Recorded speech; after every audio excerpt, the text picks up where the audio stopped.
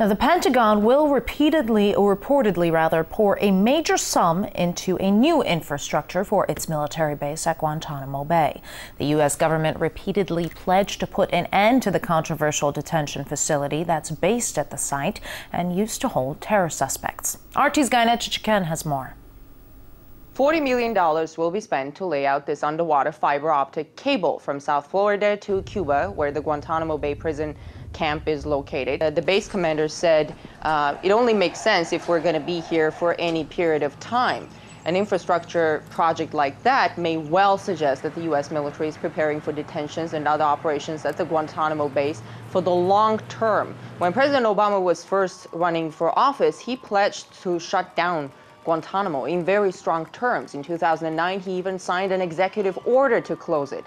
But not only did he not shut it down, but the U.S. is obviously renovating Guantanamo, in this case by improving communications.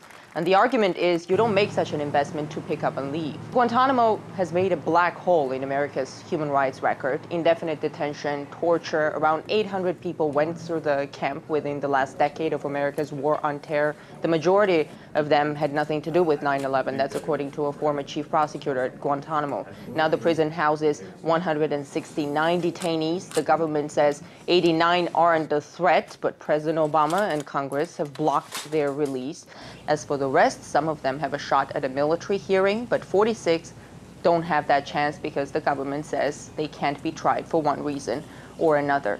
The U.S. Supreme Court keeps refusing to take up Guantanamo detainees' petitions. What has been striking to many was that the U.S. prides itself on the rule of law and human rights, but at the same time has denied due legal process to these detainees, practiced torture, and not just in Guantanamo, but in secret prisons around the world.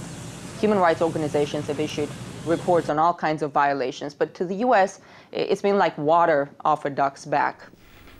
U.S. lawyer and attorney Eric Montalva, who's represented some of the detainees at Guantanamo, believes the American leadership is totally failing to practice what it preaches.